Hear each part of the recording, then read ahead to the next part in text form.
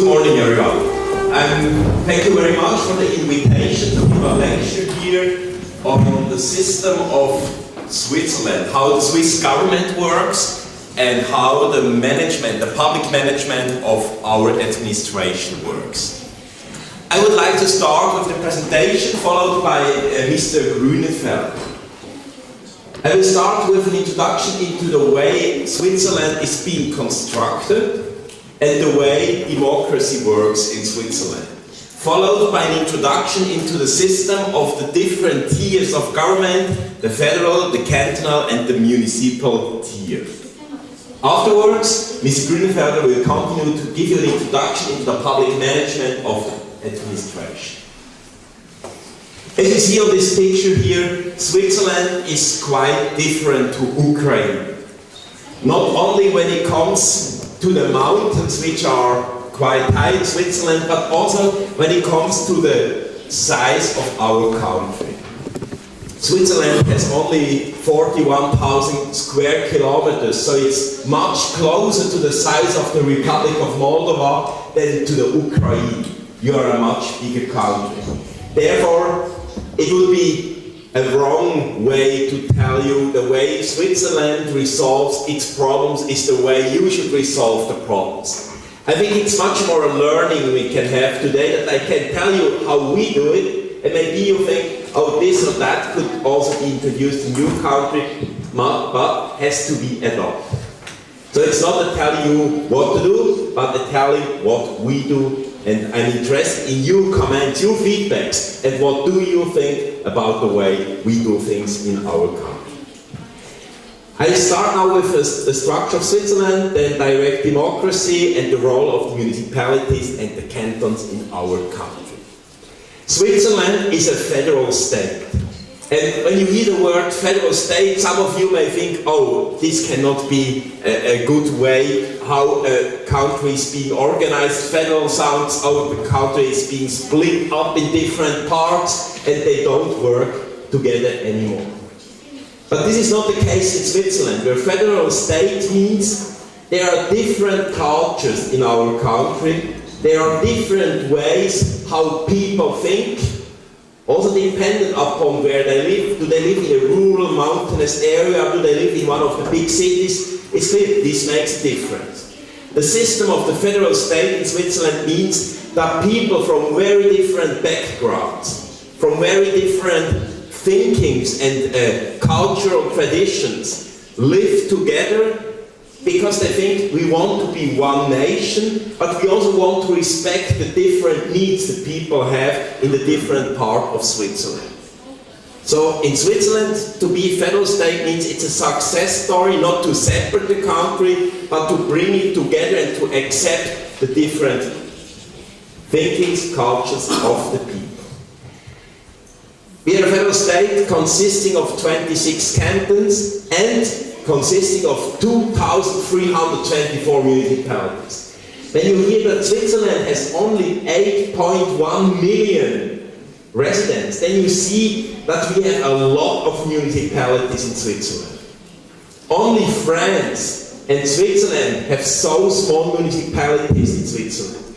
The smallest municipality in Switzerland counts only 17 residents, 17. Every adult is member of the city council or the control committee. And now, what is more surprising, every municipality in every canton has exactly the same rights. There is no difference between big cities and small municipalities. And so you may wonder, how can this work? Are small municipalities capable of delivering public services? And it's quite interesting to see that they usually are. And they are quite smart when it comes to find solutions of how to provide good public services. So small municipalities, for example, decide to cooperate with other municipalities in order to have an adequate size for service delivery. Switzerland, 2,324 municipalities, 26 cantons. How does this work? When we talk about an effective and efficient government, we have to look at two sides of the coin. One side is the input legitimacy, the other side is the output legitimacy. What does this mean? In order to have good public services, we need to have the guarantee that these services which are being provided are in the interest of the people. John F. Kennedy said a very good sentence, the former US president, when he said, "Don't ask what the country can do for you, but what you can do for the country." And what does this mean? It means the country is here for the needs, for the satisfaction of the needs of the people. Therefore, the country should only produce services being delivered by the people. Now it's clear, the country cannot fulfill the needs of every single person. We need to find a way how we can bring together the various opinions of the people. Not everything is in the interest of everyone, but we need to find a way to legitimate what the country provides. This is the question of input legitimacy, the question of how decisions are being made and how we are responsive to the needs of the citizens. The other thing we have to think about is output legitimacy. If we know what the people want, then we have to deliver what the people want. And this is a question of effectiveness and efficiency. These two words are often used by politicians around the globe. We want to be effective, we want to be efficient, but only few politicians know what this means. What does it mean? It means if you want to be effective, then you have to reach the goal. We can have the image of a ship. When you start your trip, let's say on the Black Sea, then you have to think on where are you going to. Do you want to reach the Seychelles or do you want to reach a European island, let's say Sicily?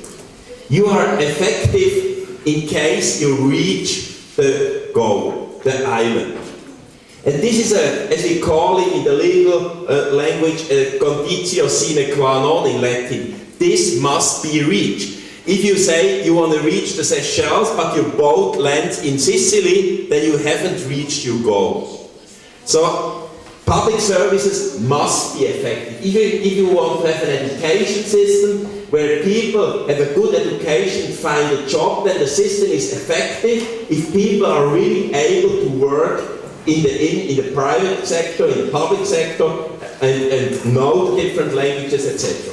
This is effectiveness. The other thing is efficiency. It is not enough just to reach the Seychelles. You may reach the Seychelles by turning around the world 3-4 times and landing then after 2 years. This is nice if you have long holidays, but this is not efficient. Especially because we live in a world of only limited resources. We don't have enough money, especially now in Ukraine, you know, the money is very short. You have to deliver so many services. Therefore, it is an obligation to use the money efficiently, to reach the goal with as few resources as possible, or if you just have a certain amount of resources that you can reach as much of the goals you want to reach. Therefore, public services must be delivered effectively and efficiently. Let's have a look now at the input legitimacy side, especially Pete Grünefeld will talk about the output legitimacy side. I would like to tell you how we do it in Switzerland.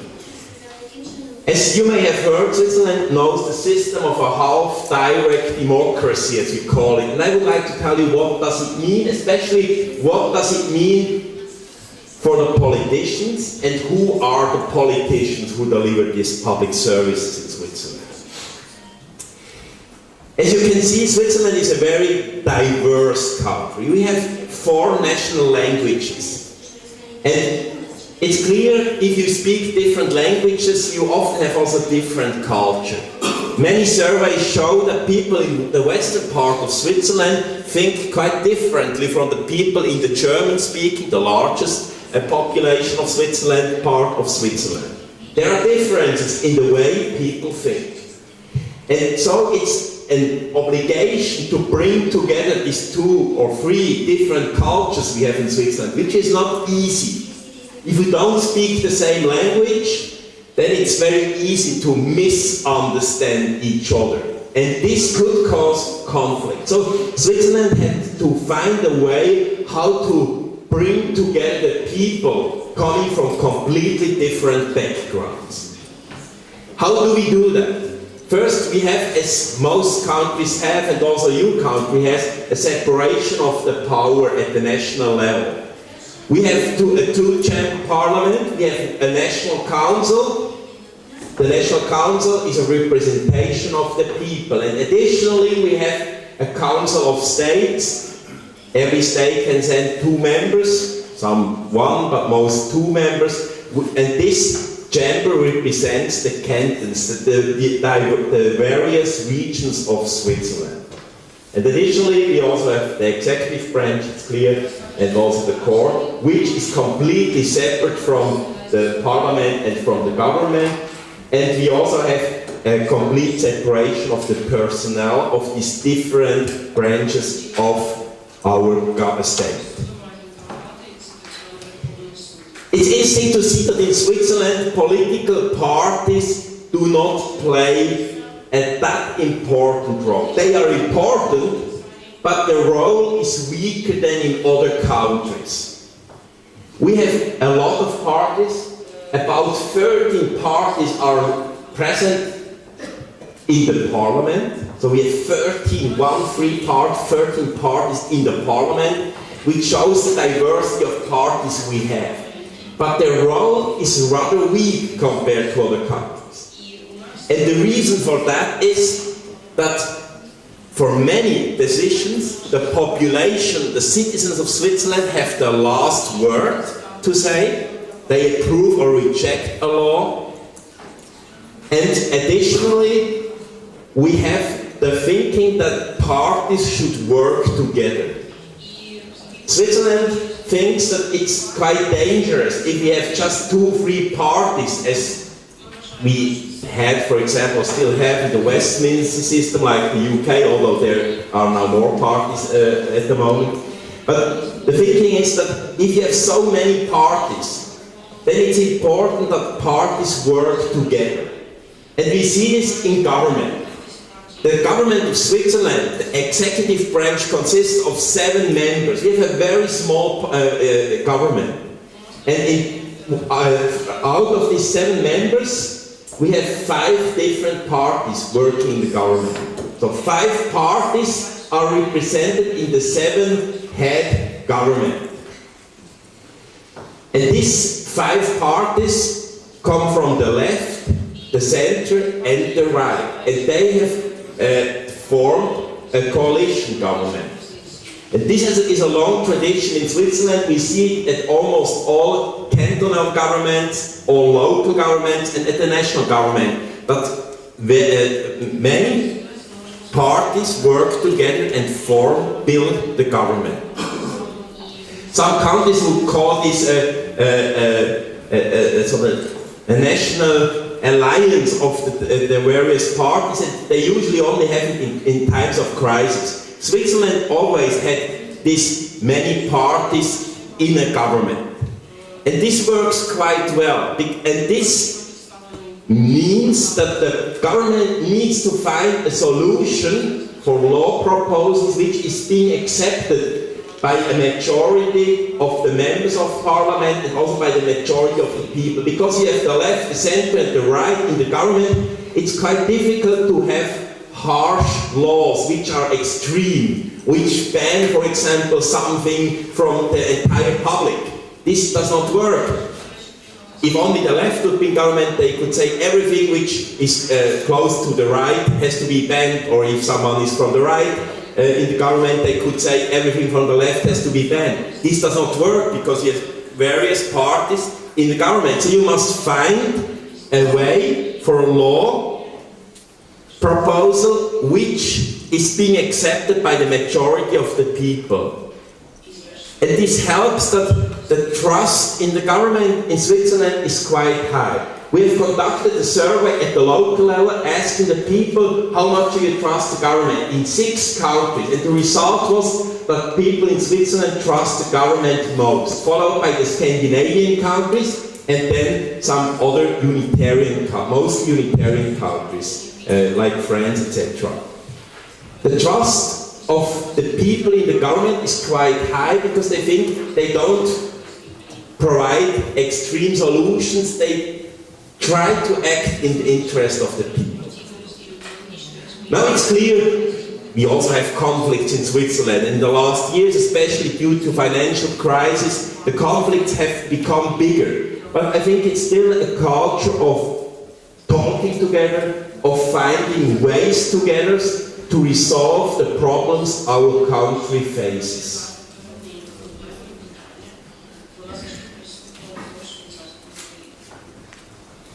As I have already told you, Switzerland has a two-chamber parliament. And I know this is not a system which can easily be introduced in another country. It does not always make sense.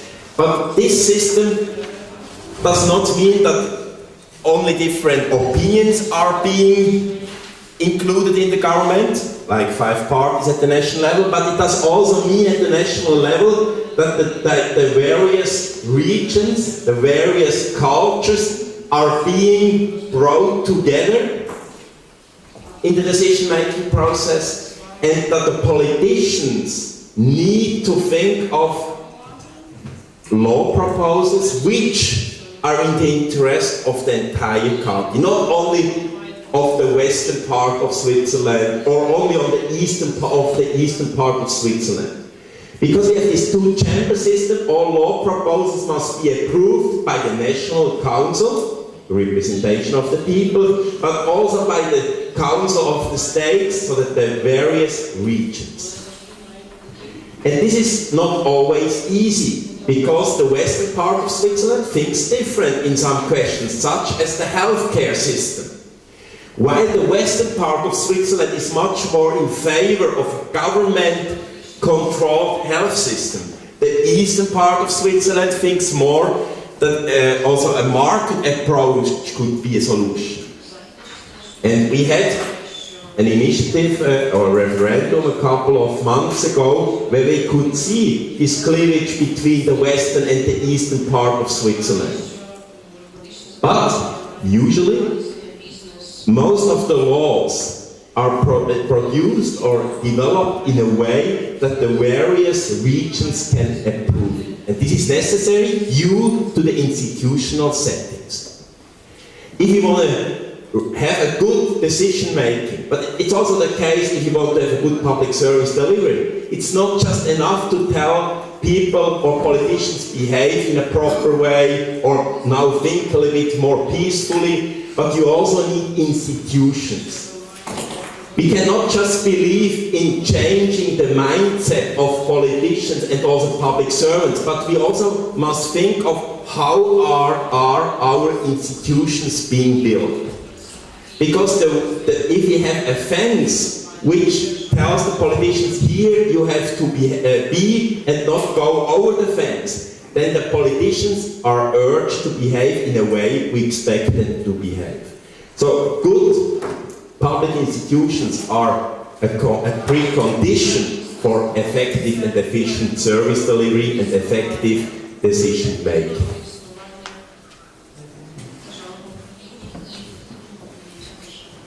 If you look at the turnout of national elections, but also of state elections, then international visitors of Switzerland are often surprised. You can see at our last elections, the next ones will be this October, at the last national elections we had a turnout of 49% only. This is one of the lowest turnouts in Switzerland or in Europe. And one may think, or I had friends asking me, are the people so dissatisfied with the politicians in Switzerland that they don't participate at the elections? And then I always give the answer, no, not at all. It is probably rather a sign of satisfaction, but it's mostly a sign of the thinking that people say, okay, elections are important, but this does not mean that we don't have to say anything anymore for 4 more years, but we can still discuss and decide on political issues. Swiss voters usually go to the ballot 3 to 4 times a year to decide upon law proposals or about changes of the constitution. And this system of half-direct democracy, I don't call it direct democracy because we have a parliament, the parliament has a lot of power, but the system of half-direct democracy means that the citizens cannot just transfer their political thinking to politicians, but they are obliged to be politically active themselves. So we try to activate the citizens with our system of half-direct democracy. If you read newspapers, if you talk to people in a restaurant, then political discussions are quite a common topic. Because you have to talk, decide upon various issues. For example, a couple of years ago, the Swiss population had to decide if they want to have mandatory 6 weeks of holidays. The Swiss population said, no, we don't want 6 weeks of holidays, because this does not work in a competitive world. So people were discussing also in the restaurant, for example, how much holidays are good for our society, how much are bad, etc. So we had an activated population. And I think this is one of the biggest advantages we have with our system of half-direct democracy. Now it's clear. You cannot just tell another country to introduce this system of half-direct democracy on approving every law by the citizen. This does not work. So 1/2 of all referendums and initiatives we had in the world in the last 100 years happened in Switzerland, and most of the rest in California, US. This shows that an export of the system is not that easily possible. It does not make sense. But what I think we can learn from the Swiss system is that engaging the people in the decision-making process is a very important instrument in order to have a high legitimacy of the politics in a country. And I think every country can engage people in the decision-making process. Even though it is not always or necessarily a formal approval of a law, it can mean that you discuss political laws or proposals for an urban development at public caucuses. For example, the city of Lucerne, one of the largest Swiss cities, has every couple of months a caucuses, a meeting for every citizen in the various parts of the city where they discuss current construction issues, where they discuss proposals for urban development with the citizens. And every citizen can go there, and the politicians must listen to the citizens. They do not necessarily have to do what every citizen says, this does not work, but they have to explain what they do. That's a very important way of interaction between politicians and citizens. So politicians are urged to listen to the people and to give a feedback why they follow or don't follow what the people want. So a responsiveness of a government, but also of a public administration, is very important in order to gain the trust of the people. If people, citizens think we are important and our opinion counts, then they trust much more, not only the government, but also the public administration. It can sometimes be a very easy instrument. I myself was the president of a parliament of a city, so a medium-sized city in Switzerland, and what we introduced was a monthly meeting of the president of parliament and the mayor of the city in a restaurant where every citizen could come and say what problems they have, what they expect from us. I know some other countries have introduced the same, like Croatia during the last presidential election, but they did not only allow certain citizens to enter the restaurant, especially the ones who were in favor of the president. such systems are really bad. But if everyone can enter the room, and this really works in small municipalities, then this is an easy entry system to the world of the politicians. And we had many citizens using this instrument, telling us what they expect from us, and sometimes it was not a nice discussion, but we learned that we are being elected not for our own sake, but for the sake of the citizens in our city.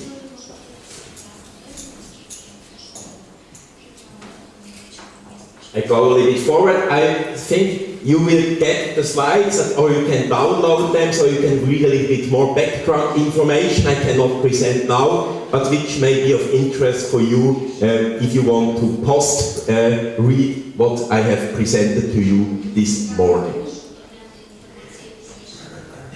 What are the effects of this system of direct democracy? I would say a little bit more general, what are the effects of instruments of citizen responsiveness? There have been many studies dealing with this issue, because just to tell direct democracy is good and not to have any proving of that would be very bad. Some Swiss colleagues, but mostly also international colleagues, have tried to analyze what the effects of direct democracy and citizen responsiveness are. And I can just show you some of these effects here. The first, I have already told you, the Swiss citizens appreciate the way the politicians listen to their needs. And they appreciate the way they can participate in the political decision-making process. This is already a lot.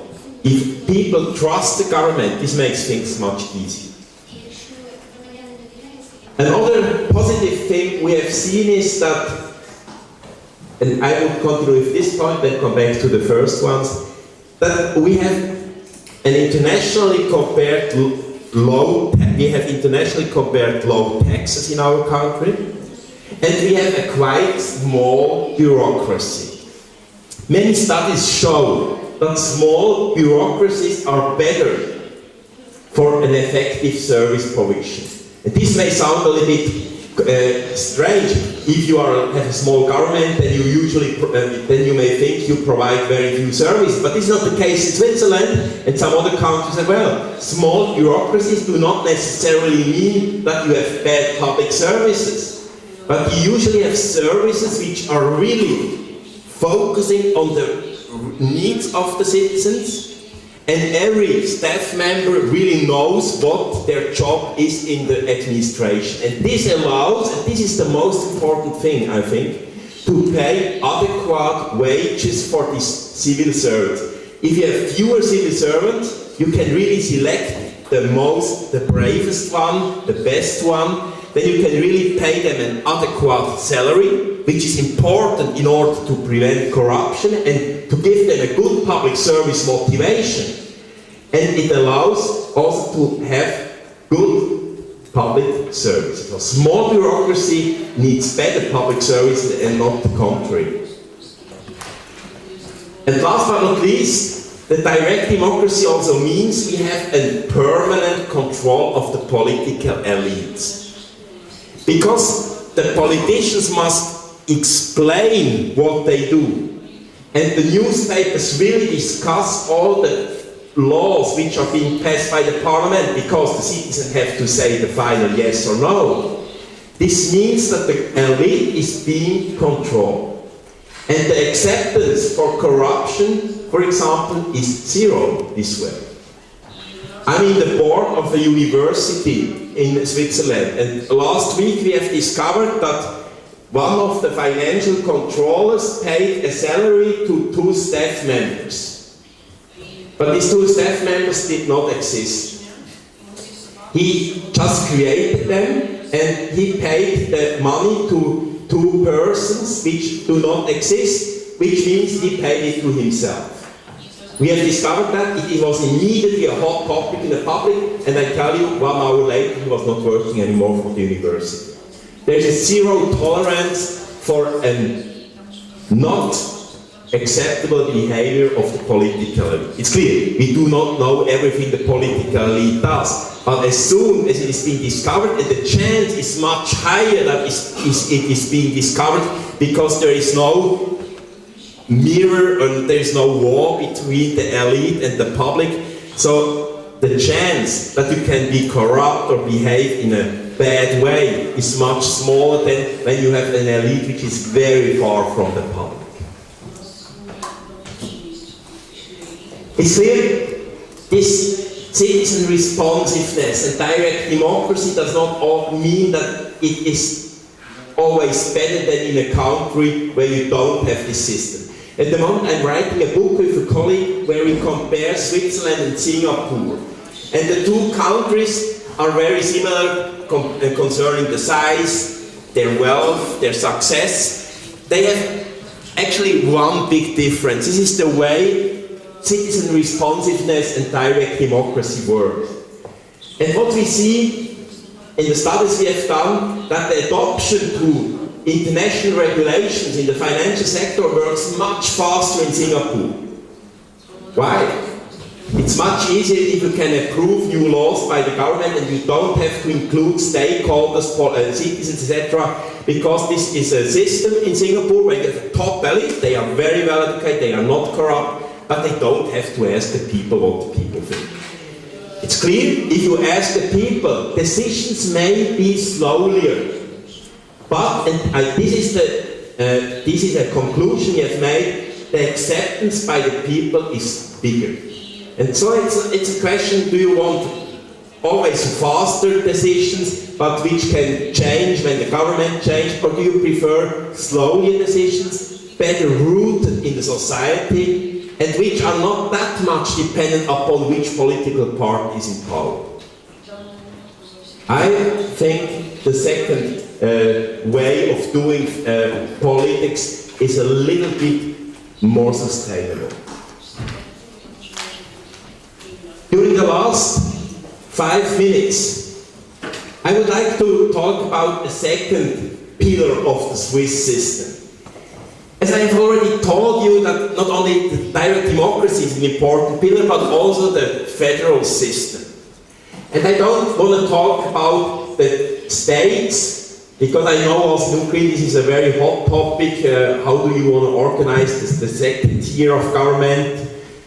It's also a problem of national security, etc. But I want to rather talk about the lowest tier of government, which is not contested in the Ukraine as well. It's not contested in any other country in the world. This is the local tier, the municipality. It is the tier, and I'm convinced of that, which provides the most important public services. Because these are services the citizens can really use every day. They are delivered so close to people, like trash collection. If the trash is not being collected, you have a problem. Just think of Naples in Italy, where they did not collect anymore the trash for a couple of months, and it was really the hell to visit the city. If you look at the local tier of government, we see 3 systems we have at the moment in Europe. I'm involved or chairing a European-wide project on local government, and we have seen that we have an Anglo group of municipalities in Europe. An Anglo group means the local tier does not have that high importance. It's very much dependent upon what the national government wants or not. Then we have 2 other forms of local government, which are closer to a system I think are sustainable. It's the Franco group, especially Mediterranean countries, where the local authorities have a very high constitutional status. You cannot just abolish a municipality, but they still have a strong control from above. And then we have a northern and middle European group, where Switzerland belongs to, and is one of the role models of this group, where we have a high constitutional status of the municipalities. They are important, they are an integral part of the Swiss political system, and they have a very low control from above. If you are mayor, or if you are member of parliament at the local tier of government, then you can decide on many aspects. Not only on what public services you want to deliver for your citizens in your town, but also where the money comes from. And I think this is very important. If you want to give tasks to a certain tier of government, then the most dangerous thing is just to give the tasks, but not to give them the income. This means they usually spend too much money, because if you just spend it but you are not responsible for the income, then you spend it. Or you are so much dependent on the income, and when the government says you are in the wrong political party, mayor, I don't give you anything anymore. We have a little bit, I can show you an example, we have a little bit this problem at the moment. I'm a member of the Council of Europe's committee overlooking the acceptance of local autonomy. And we have just published a monitoring report a couple of months ago on Russia, where some of the cities really have the problem that if they don't behave how the national government likes, they don't get any money anymore. And it's clear this way you are completely dependent upon the national government, and you only do what the national government wants. And this can be a little bit problematic. We have written that report, but not yet anything has happened so far. Therefore, not only the expenses should be decided upon at the local level, but also the revenues. And what does this mean, revenues? It means that you have own taxes. And the best thing is, I think, if the citizens can decide upon how much taxes they want to pay. So they have to think, reflect on how much tax do we want to pay, how much service do we want. And the politicians at the local level are urged to think on how do we provide the services, because we need the support of citizens to pay taxes. Not every municipality has the same amount of money available. It's clear. If you are in a very rural area, then you may have the problem that only poor people live in this area. So just to rely upon taxes will never be enough. I know that. You always need a system of perequation, of financial transfers from the superior tier of government, from the national government, or from richer municipalities to poorer ones. I think the ideal is to have a combination of own income and the perequation coming from the superior, superordinate tier of government. But not support from the national government just coming if you are in the right party, but depending upon the richness of a municipality. And if you have poor people, then you should give money from the richer municipalities to the poorer ones, so that all have the same chances. But it's important that you set the right incentives, meaning that if you behave effective and efficient, you are not punished by smaller amounts of transfer coming from the central government.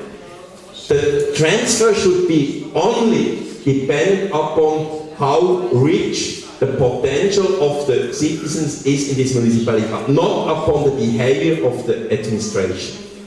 This way, the administration is interested in an effective, efficient public service, because if they are efficient, they have more revenue, more wealth available they can use for other public services. To sum up, then I give the floor to Mr. Peter Grünefelder. Switzerland has two important pillars which form the foundation of our country. One is the engagement of the citizens in the decision-making process. And the other pillar is that we are a decentralized country, believing in local authorities know best what the needs of their citizens are. And if the local authorities are closer to the citizens, the chance of producing services which are ineffective, inefficient, is much lower. What this means for the public administration, for the management of the public administration, is something which is being explained now by Dr. Petera Grünenfeldera.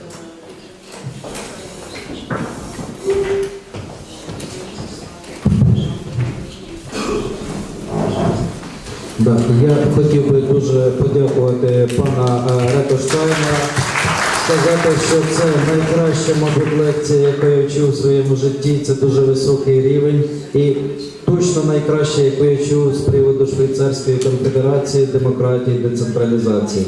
І зараз хотів би передати слово пану доктору Петеру Грюненфельдеру, керівнику Державної канцелярії Але перед цим хотів звернутися до аудиторії щодо запитань до доповідача. Прошу, будь ласка, які є запитання? Прошу.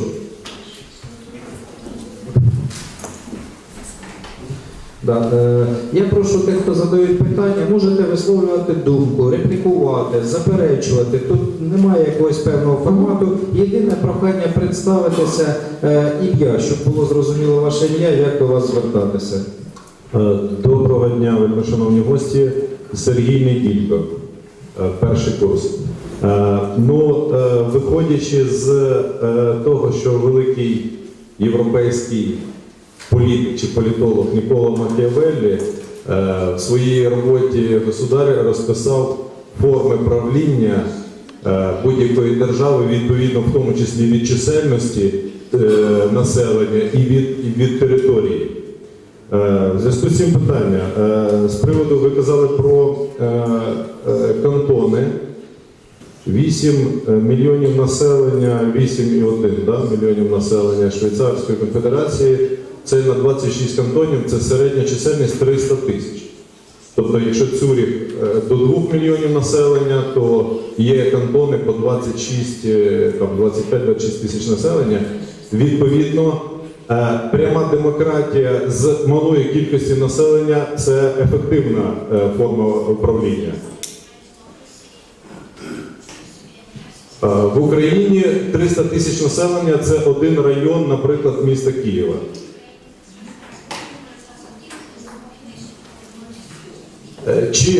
Чи можна, яким способом у вас є принципи управління, пряма демократія і децентралізація?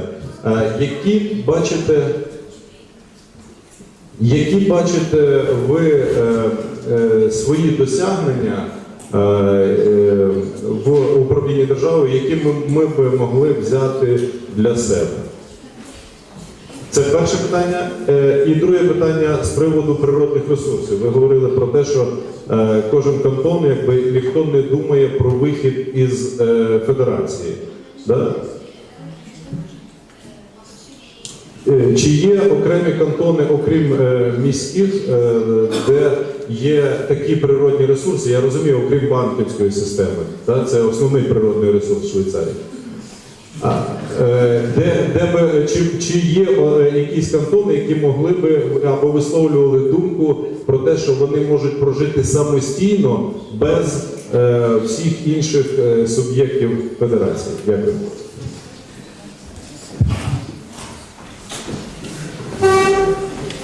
Thank you very much for the two questions. You asked very important questions. The first one concerning the size, you're completely right. Citizen responsiveness was completely different in a city with 5,000 residents than at the national level where we also have 8 million residents. In Switzerland we also have to differentiate between the different sizes. You are completely right. But I think especially new technologies allow new instruments. We will talk this afternoon about anti-corruption, then I will also say something about e-government, where, for example, the canton Аарgau is the leader in Switzerland. Instruments of social media, instruments of e-government allow also citizen participation in very large jurisdictions. And approvals or rejections of laws, or for example, just surveys you do in the population are also possible in larger units. But it's clear that you really need face by face the citizens, and you have easy access to the politicians much easier in a small municipality.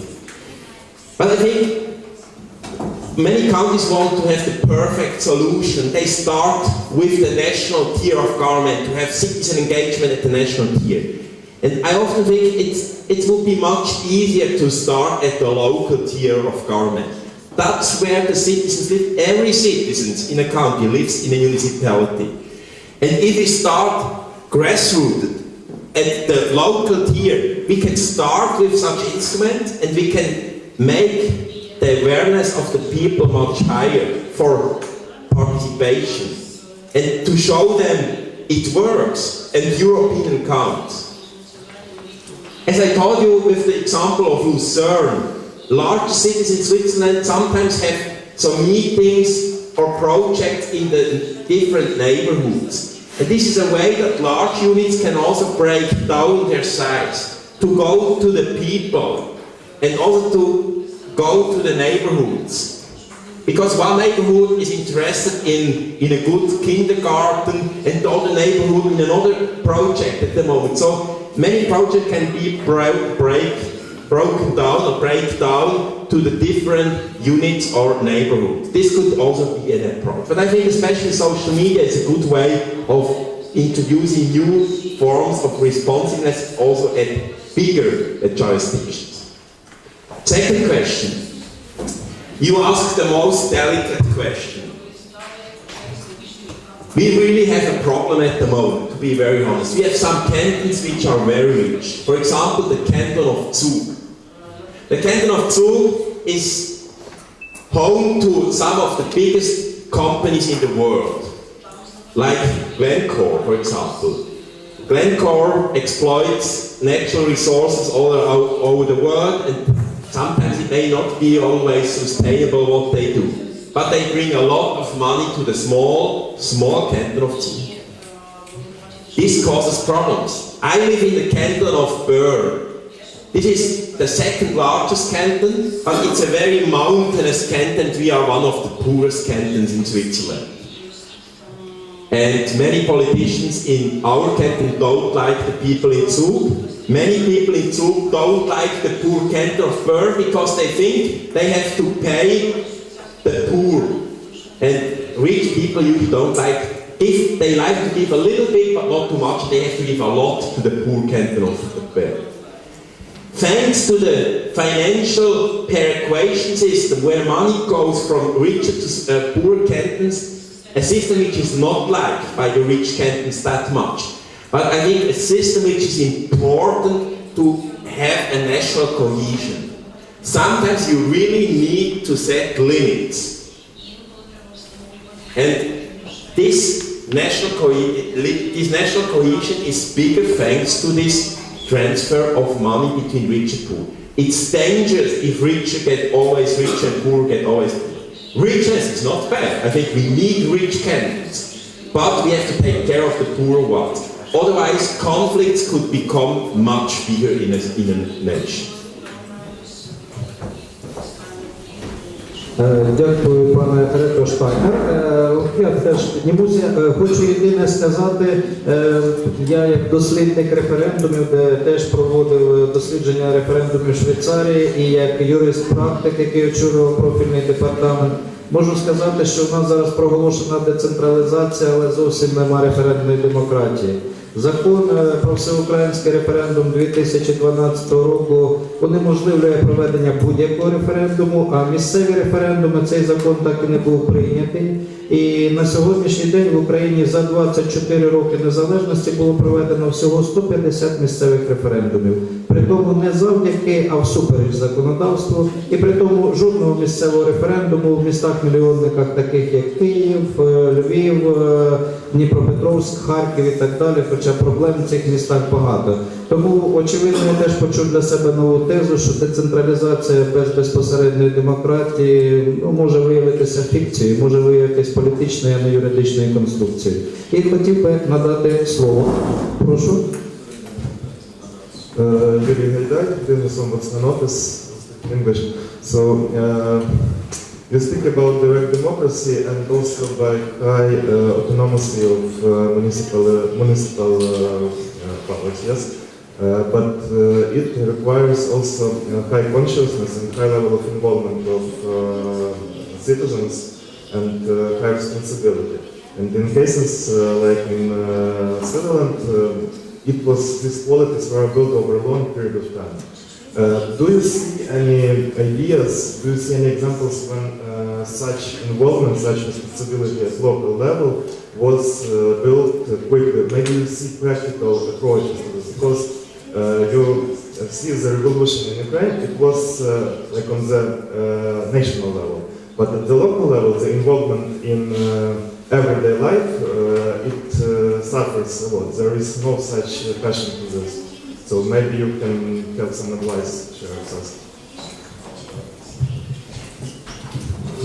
You mentioned another very important point.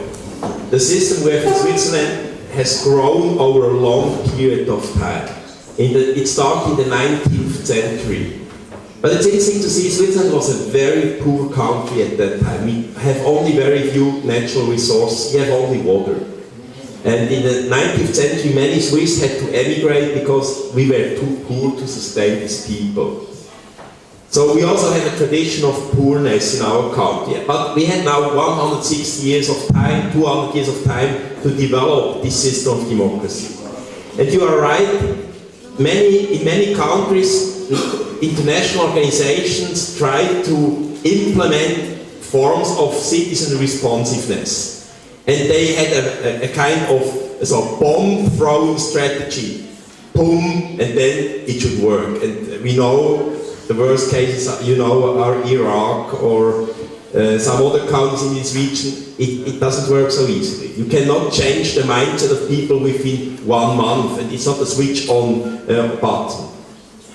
But I think if you start at the local level and you empower the local level, this helps to change the mindset. I was involved in a project in Albania. And in Albania it was 5 to 10 years ago, I don't want to talk about the present situation of Albania, I don't know it anymore. But 5 to 10 years ago we also had a parliament, a national government, which was not that trustworthy. People did not trust this parliament and the government. They had conflicts and they were having a lot of lawsuits, etc. against each other. And we knew it's a wrong way to start at the national level. People don't trust the national level. So we had a project which was supported by the national government because they did not have money for the local level, so they said, do what you want to do. We started at the local level to empower the people there. And to introduce some very small things, like a citizen's office, for example, in Albania, where people had an easy access to the local administration. We introduced regular meetings in the neighborhoods in the municipality. Then I to say we, then it was a local consultant in Albania, it was the local mayor, it was members of the local parliament. They start to introduce these small steps, and people participated. At first they were a bit reluctant, but then they saw, oh, something happens. And now it's clear you cannot just introduce such things without money. And we knew the local government in Albania did not have any money. Then I went to an administration and there was only one desk, nothing else inside. And it was 10 degrees in January. They did not have money for the heating. I was also freezing, and then I saw you can talk about citizen responsiveness, etc. But if you are freezing, then you think of, I want to have warm inside. So you first must have some resources. And this was the second thing Switzerland could support, and also other institutions could support, is that more money being transferred to the local level, and that some taxes could be introduced. And now I know Swiss people don't like to pay taxes, and even in Albania this is not the case. But taxes were being introduced, and at the same time it was being shown, hey, look what we produce for this tax at the local level. And this combination was accepted by the people, because if people see if I pay something and I get something, they are much more in favor of paying. To sum up, to start at the local level with small measures and to really immediately show the outcome of what you do is a good way to start, I think. What was the time period? This was a time period 5 to 10 years of the project, and it's still going on. You cannot just do a project and it's over. But that's dangerous, especially in international aid. We are project oriented. You do a project and then you disappear. You say, oh, it was a success. An evaluation, and the evaluation shows success, then you go. It's very important that you can anchor this. And therefore I'm skeptical on the engagement of too many international advisors. Something must happen with the people, especially countries also like yours, where you have very intelligent people, very well educated. You can just learn from us, but you must find your own way. Дуже вам дякую, пане докторе Рето Штайнер. Хотів би надати слово професору Полішко. Як бачите, ваша лекція захоплює не тільки мене як професора, а й інших професорів академії. З задоволенням надаю слово. Дякую, пане Владислав. Я, по-перше, хочу подякувати за другий день такого розкішного спілкування. І я хочу всі делегації Швейцарської Федерації на чолі із шановним паном послом сказати шапо. Здорово, чудово, скидаю шляпу, як говорять французи. І в мене є кілька запитань до пана Рето, якщо дозволите. Ви сказали, що у Швейцарській Федерації є дуже комуни різноманітні за об'ємом. Є великі, є маленькі. Ви навели приклад, є комуна 17 осіб. Це дуже цікаво для нас зараз, тому що в Україні буквально кілька днів тому збиралися представники посадові особи місцевого самоврядування, і їх наш уряд так добровільно, примусово дав певний термін «подумайте». Ось є дата Ч, і після цієї дати Ч ми всіх об'єднаємо. І в нас та сама ситуація, що у вас є досить потужні комуни, досить гарні муніципалітети, багаті, які мусять тепер приєднати до себе бідні. І кажуть, ви знаєте, ми не хочемо, тому що ми станемо біднішими і так далі, і так далі. Оце питання штучності. І якщо можна цей ремарку перетворити питання, чи не бажає уряд Швейцарії цю комуну 17 осіб приєднати до якоїсь багатої комуни, до багатої громади? Це перше запитання. Можливо, відповідь, а потім інше запитання. У мене кілька запитань.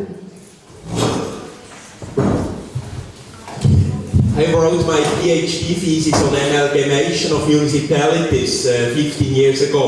So I did a lot of research on amalgamations. And if I talk about municipalities of 17 people, then these are extreme cases. The small ones usually have some 1,000 residents.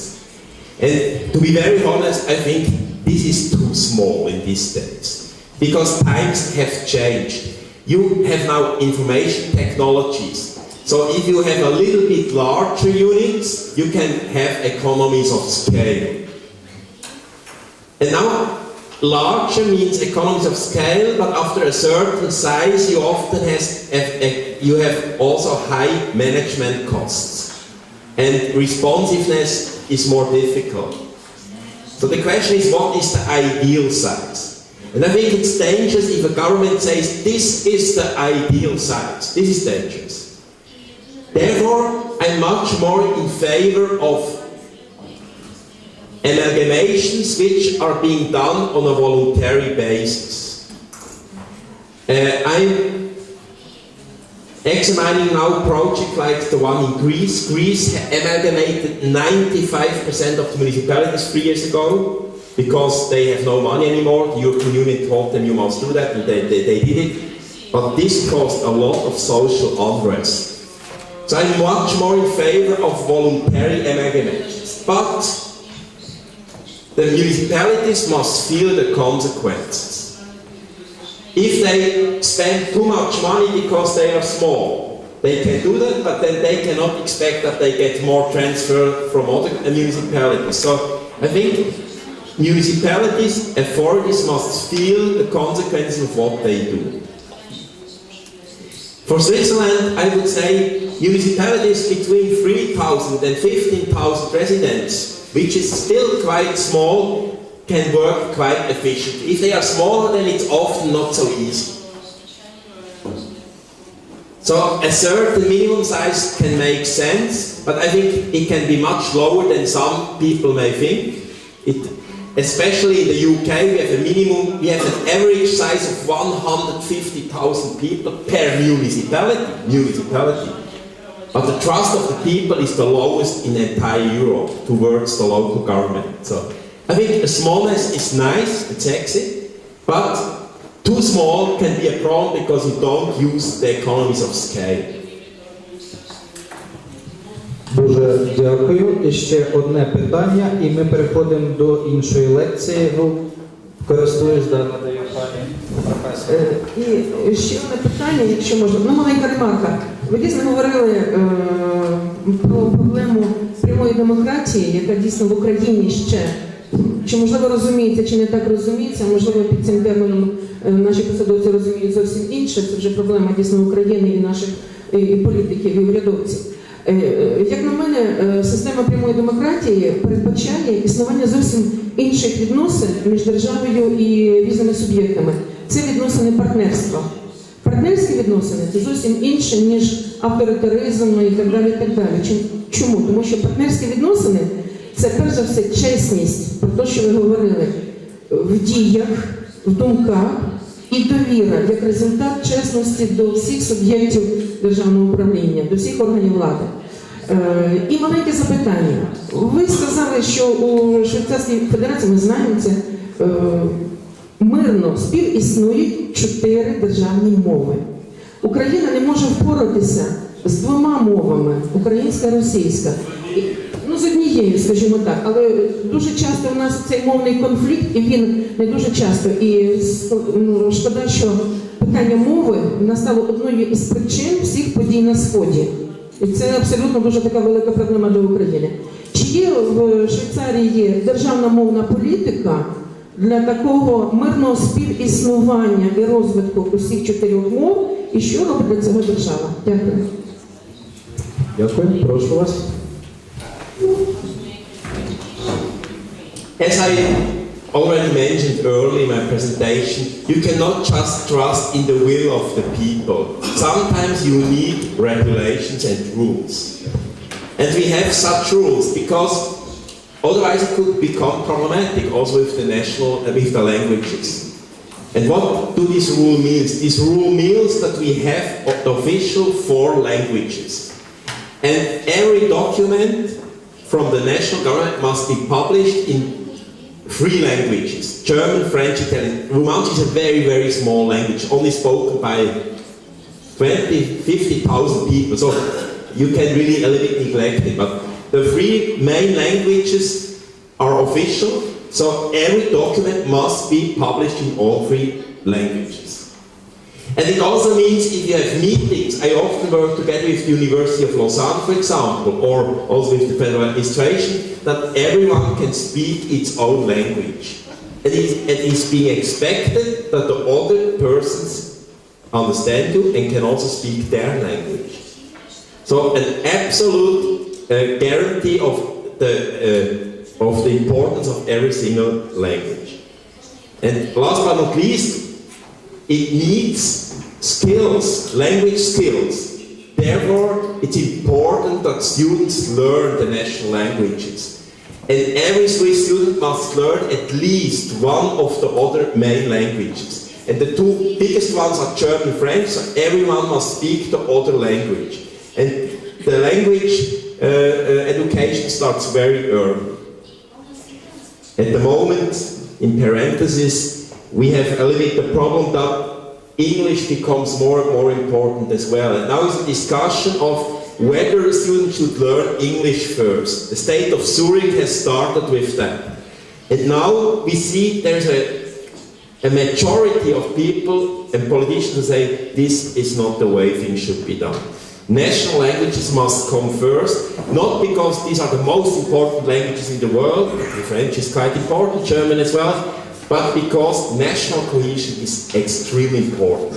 And if you don't understand your neighbor anymore, then the conflicts start.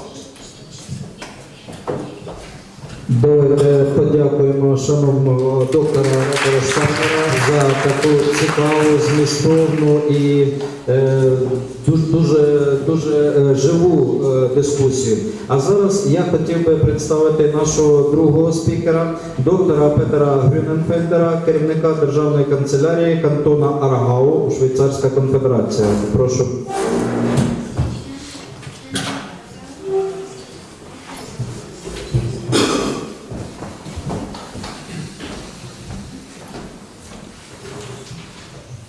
Mr. Chairman, Excellency, ladies and gentlemen, just 2 remarks for the beginning. I went jogging this morning for an hour. Everything hurts, so I stand here. I won't walk around. Okay, that's fine with you. Second remark, those of you joining the class yesterday, the event yesterday, might hear similar stuff again. It's kind of a repetition. The question we asked before about the Swiss entities, the cantons, the 26 cantons, because they're highly autonomous. It's a constant competition. We compare each other. It's a Swiss decentralized structure, but it's not per canton 300,000 people. The biggest canton has 1.2 million people. The smallest canton less than 20,000. So this is kind of one of the challenges we face because they have the same autonomy, they have the same competence, but you have to work small cantons with big cantons, medium-sized cantons with big cantons. So it's a Swiss system, and we compare each other all the time. When we talk about besides democracy,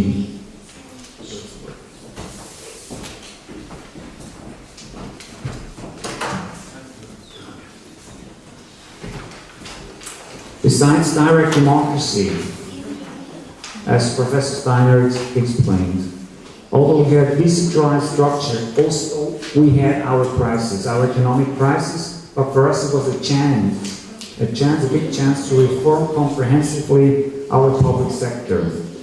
Public sector, like here in Ukraine, the administration, the political side, was heavily criticized by the public because they didn't know where the public tax money goes. The tax money which is paid directly from the citizens towards the federal government, towards the cantonal governments, towards the local governments. We had a strategic crisis. Switzerland was of all OECD countries less strength when it came to economic growth. We had a recession, high unemployment. Switzerland didn't know where to go. The administration was considered inefficient, although we had direct democracy instruments. It was considered all public activities kind of a black box. You didn't know what kind of services you get. So the pressure for a comprehensive modernization was rather big.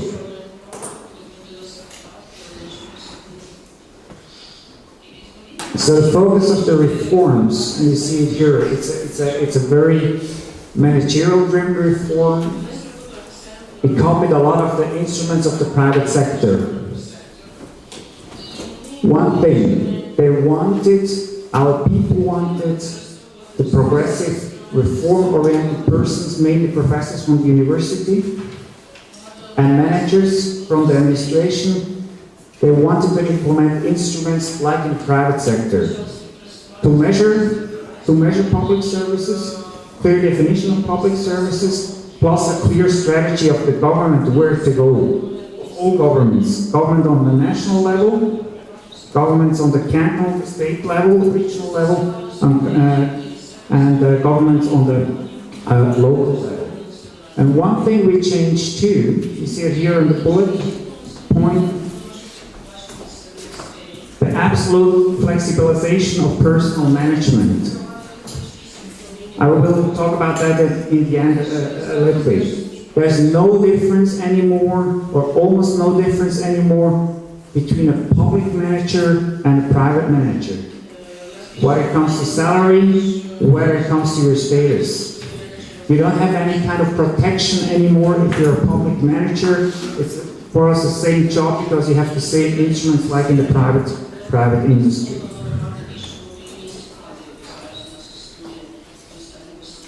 So what we do?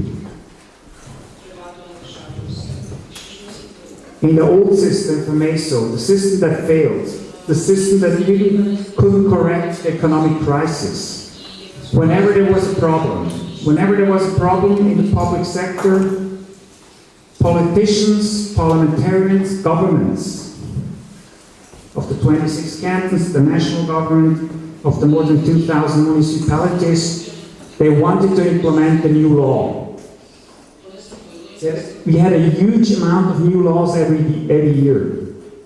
The annual budget was thousands of pages with accounting lines, but nobody knew exactly what kind of the services were produced. And we said we have to change that completely. We started discussion. First, what do the citizens want?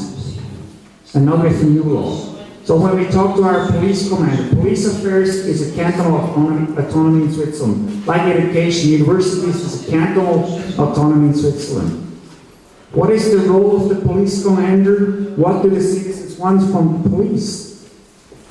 They only want to feel safe. So he has one objective, so-called one alpha objective. You have to make sure that people feel safe. And then he defines what kind of services he has to deliver, and then we see how much it costs. So we measure every year. Every year we measure by a survey whether the people in the city, on the cantonal level, or on the national level feel safe. We measure it by a survey, and we measure it by the objective crime statistics data. When it comes to grammar school, what do the people want from grammar school? Graduates from grammar school should be successful university students.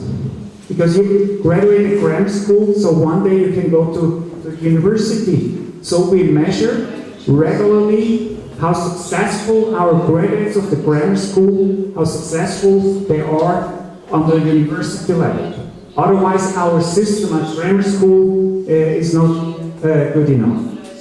So these are the only 3 questions that we ask, and then we define objectives. First, what do the citizens want? That's the one and only questions for all the public services. And not what the politicians want, and not what the administration wants. It's not an inside focus, it's an outside focus. And from there, we define the services. And from there, we define the costs, and we measure it regularly.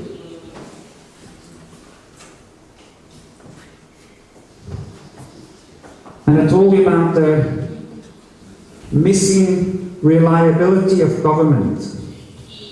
Governments were criticized because there was no clear strategic priority. The longest focus of their work was 365 days, the annual budget. But to change the public sector, to redirect the public sector.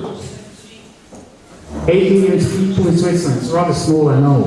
Even 300,000 people, or 20,000 people. You have to have a longer focus of a few years.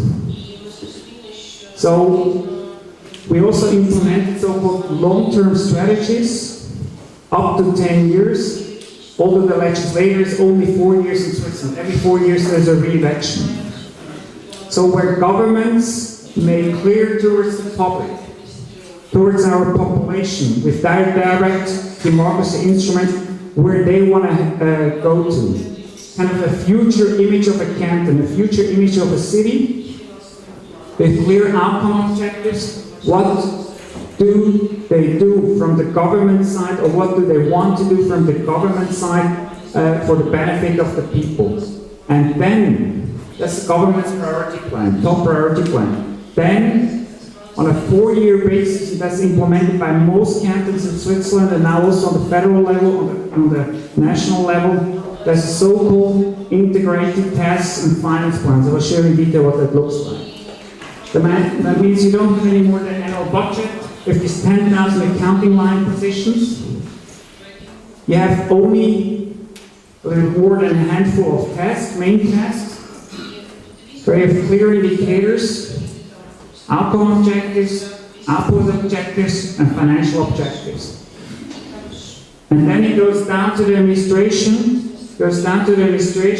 and every public servant knows exactly his role, even if he's down here, the role he or she plays to fulfill the top objectives of the government. So it's kind of a clear hierarchy, political hierarchy. So what does it look like, this integrated task and finance plan? It's not a Swiss invention. It's not an invention, although he's a brilliant professor, it's not an invention of Professor Steiner. Actually, we copied the system from New Zealand and from some states in the United States of America and from the UK. For sure, we made a little bit of Swiss conformity. But first, this goes to the public, this goes to the parliament. First, you have a general development, explain the main challenges. Then you see the development priorities of the government, and then measurable objectives for the administration, where it's clearly said what we have to reach, because it's the political will. And the political will is defined based on the benefits we want to fulfill for the people. And you can measure it, and it's made public every year whether you achieve the objectives or not. And you see that here when Professor Steiner talked about Swiss direct democracy, when we have a referendum or security initiative, that's now one of these examples. In the canton where I work, we had an initiative of the people saying we want to have at least one policeman per 700 inhabitants. It found the majority at the day of votation, so we had to change immediately the plan and reshift resources because it's the people's will. And it was made public and it was made transparent. And what we do, I think this is the key word, transparency. We make it clear for everybody, but also the accountability for the parliament. You see your objectives, you see indicators, and you may make it clear what is the potential of accountability for the parliament. This is made public. You find that on our e-government platform. You find as a parliamentarian even have the instrument, the tool of a so-called management information system, management MIS, where you can go into detail to see all the sub-indicators. What the governments don't like when we come to the annual reporting. We implemented that 2 years ago. We had about 4 weeks in a row a discussion within the government. The Minister of Finance and I was fighting against the rest of the ministers. And we said we made it clear at the end of the year the status, whether we achieved the objectives or not. So you see the color points. When it's red, we didn't do the best job. What we also wanted to do is, because the government is very close to the administration, but the representation of the people. Also in a direct democracy system is the parliament. We wanted to improve the role of the parliament, so we increased the controlling cycle. We linked, as I showed you before, direct link between the services and the financial funding. You can read it, you get the reports from the government, you can criticize it, or you can even kind of punish the government. So the role of the parliament, all in all, increased heavily. So if we talk about the management side, well, it's really a management system. What is really new we didn't have before, because before the only long-term focus, as I said, 365 days. That's not a long-term strategy, and like that you cannot steer a nation or a canton or a city. So long-term strategy was implemented or is implemented, midterm, and then you report regularly. What does that mean for the work of the government? The government has to develop, first analyze the main challenges of the future. In Switzerland, that's demography. In Switzerland, that's the lack of integration to the European Union. We face a lot of economic problems right now. But it's also the technological revolution, and the government has to give answers to that. Develop strategies. Redefine public services. Then we propose to the Parliament midterm strategy with the so-called integrated tax and finance plan. Then we work on the government side, and then we report. And then we regularly evaluate whether the objectives, the outcome objectives for the benefit of the people, whether we achieve them or not. And if not, we have to redirect the public services. But we have to make it public also our evaluation reports, and we have a lot of times, to be honest, a lot of times, even if we make public that we have an evaluation, sometimes if the evaluation results are lousy or not that good, we have a discussion within the government whether we want to publish or not. But this is one of our transparency needs and process to make everything public. Although sometimes we have to convince the ministers. Last few words to the civil service. Because it's such a managerial approach, such a private sector approach, such a closeness between private sector and public sector. We also have a kind of new kind of people working in administration. 20, 30 years ago, top administrators were mainly coming from law schools. Nowadays, more and more top administrators, and they're called nowadays top managers, not administrators anymore. They are well educated. They have a university degree in business or in economy. So this number is rising. As I said before, no more lifetime appointments. Everybody applying for a job on a top position has to undergo an independent assessment where you're analyzed whether your qualifications are good enough for this top position or not. Every job in the public sector, that's by law, must be advertised. So you cannot give, if you're a minister or a top division manager, you cannot give it to a friend or a colleague. So it's a very competition effect. And because Switzerland with this decentralized structure has a competition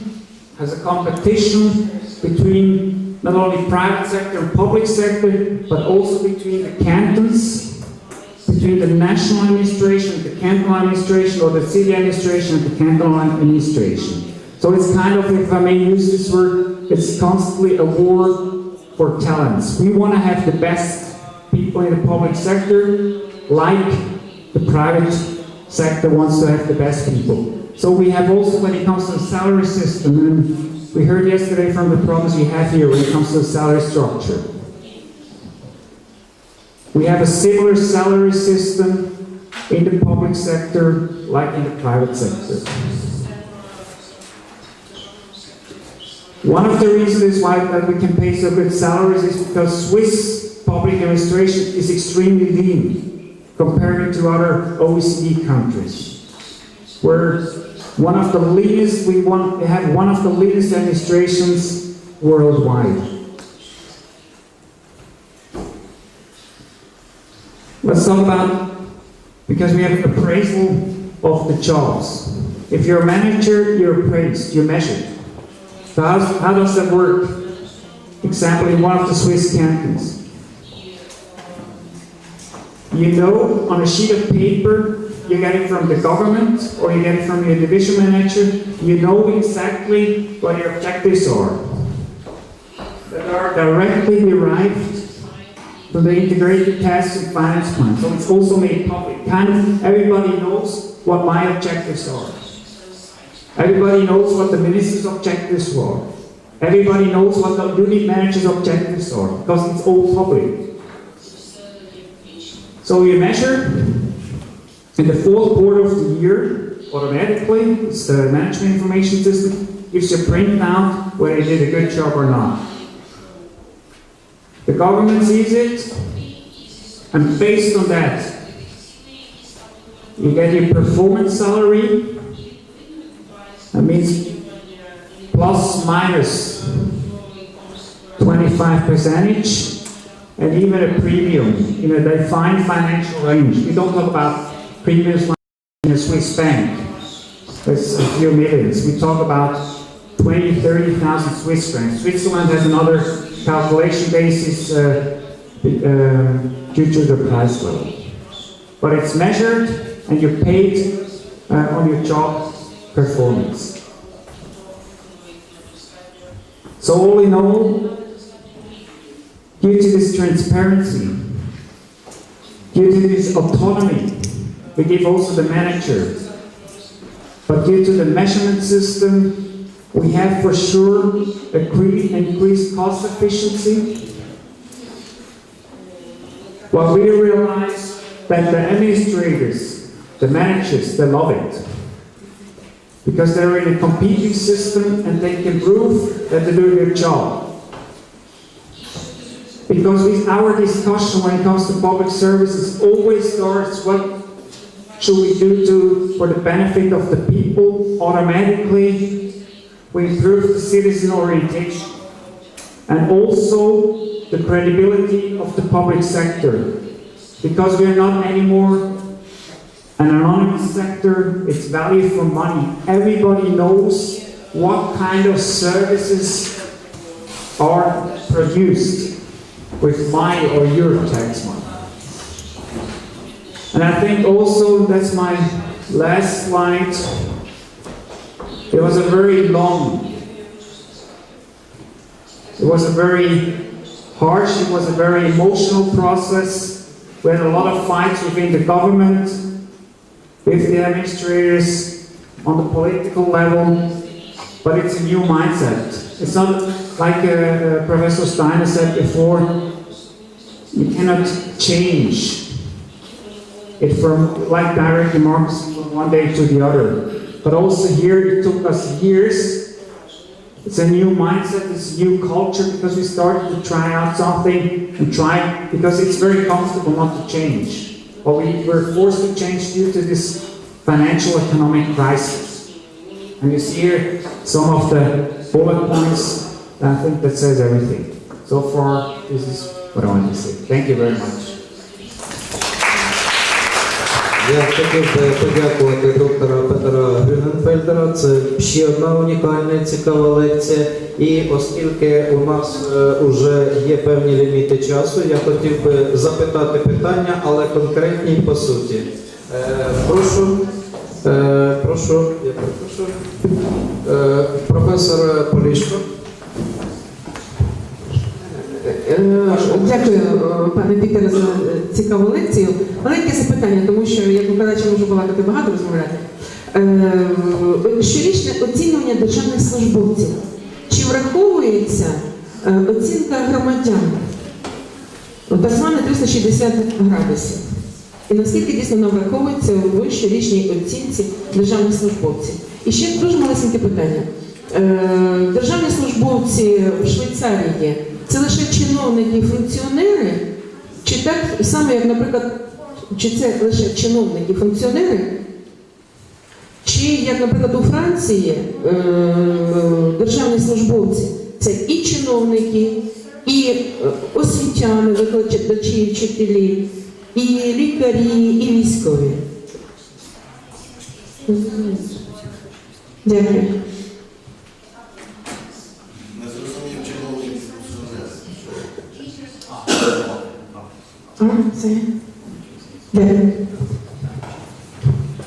Прошу, будь ласка, хто дасть відповідь на це питання? Пане Петер Грюненфельдер.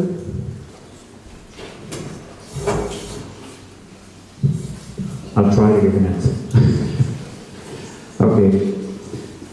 For sure, because we have so many citizen surveys on the local level, especially also on the cantonal level, which is part of the outcome indicator, outcome objective.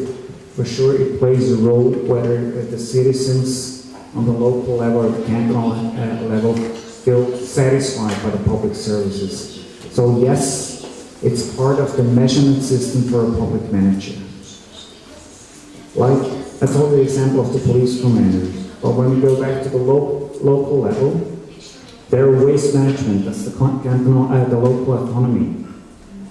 And the top waste manager, if I may use this word, we measure it every year.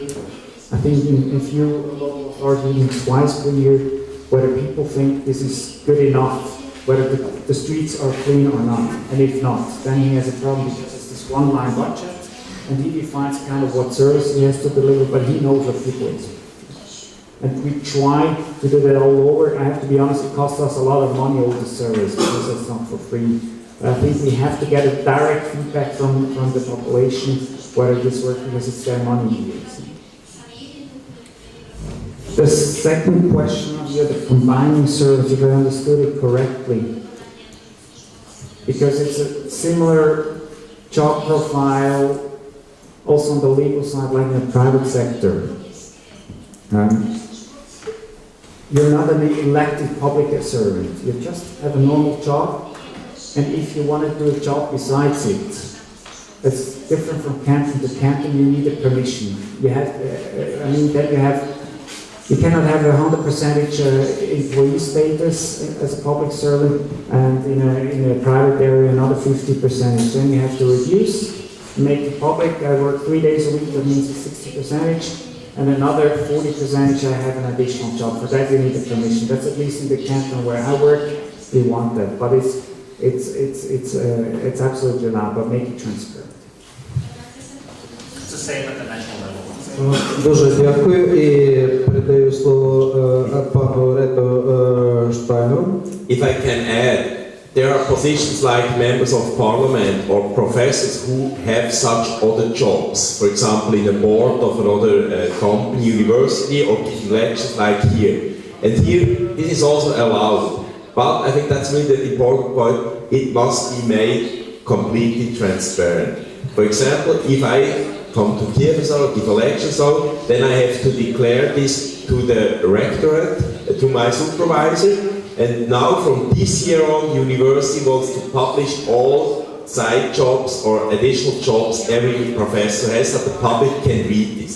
I think this is a little bit much. It could be just a bigger additional task to have, but because we have a publicity law in Switzerland, in the canton of Bern, it will be now completely published. And for me, it's okay. The question is if the citizen will really go to the website and read what every politician, etc. does. But for example, in Kiev, it could be interesting, members of parliament who have so low wages that they cannot even support anymore their families. Then I can understand it would make sense that they can have another job, but it should be made transparent that the voters see for whom do these members of parliament really work. But then I think it would be okay. And if I may add too, we hear each other all the time, the longer the day takes. Members of the government, on the national level and on the cantonal level, they are not allowed to have another job because they're fully professionals. Politicians on the parliamentarian level, they're part-time politicians, all of them, all state levels. But we have some members of the government on the cantonal level, they're in the board of directors of some state-owned enterprises. All the money they're in there, all the money, they have to give it back to the state administration. And we make it public how much they earn, because we say they have a decent salary as ministers, that's it. Дуже вам вдячний і дещо перехоплюючи ініціативу, хотів від себе задати питання, яке, мабуть, багатьох хвилює, але, можливо, слухачі соромляться його запитати. У нас є великі міфи про швейцарські заробітні плати, то підтвердіть нам їх або спростуйте, яку заробітну плату і винагородження отримують державні службовці у Швейцарії?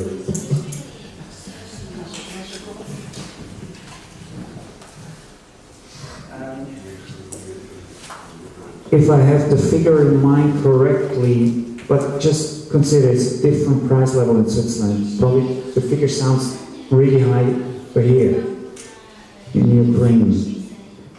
The median, that means the average salary in Switzerland is about 5,500 per month. Which is $35. Yeah. 5,000 people know dollar exchange. Right. Yes, not the start. And let me see, I think I have the page here. And you earn in public administration, the average is about 8,000. That's higher than the average of the all over Switzerland. But in the Swiss banks, you earn more, it's 9,000. In the research field, if you're in the research, you earn a little bit less than the public administration. So I think it's really our goal for, if I may say so, the normal public servant will pay exactly the same, even a little bit higher. For sure, the top managers, they can never earn the same money like a top banker, because they pay with the premium, they pay up to millions. And I think the top salary in Bern, which is the national administration, it's between 320,000 330,000 Swiss francs. On the canton level, wherever, it's about 300,000 Swiss francs. But they really pay decent salaries, so we never start to think to search for another income. Yeah. And one of the reasons is because the reputation is high of the public administration, but we have a lean management and a lean administration, so we can afford it with the tax money. And because the state sector in Switzerland is rather small compared to other nations, that's why we have the money. And I think it's not a discussion to reduce the salary of the public administration. We had some popular, if I may say so, populistic initiatives from some right-wing conservatives to reduce the salary of the politicians, of the elected government officials, but not of the public administration. There it's considered, I think it's all over Switzerland, it's the same opinion, pay a decent salary to the administration, it's necessary, to get the best people there.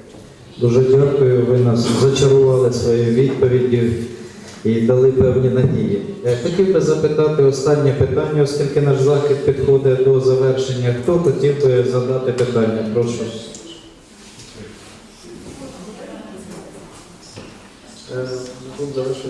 Хто хоче задати ще питання? Прошу. Є запитання? Будь ласка.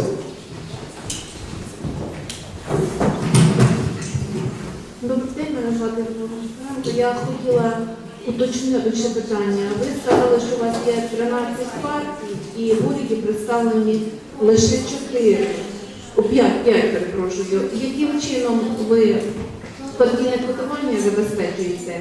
Яким чином мирите між собою ці партії?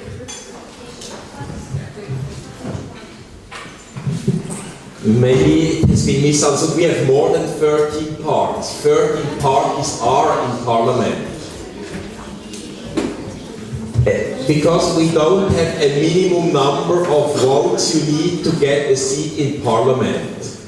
So it only depends on the candidate. The electoral circle is the canton, and larger cantons have 30 seats in parliament, so it needs 3% of the votes, 2 to 3% of the votes that you get a seat. And this is quite easily to reach.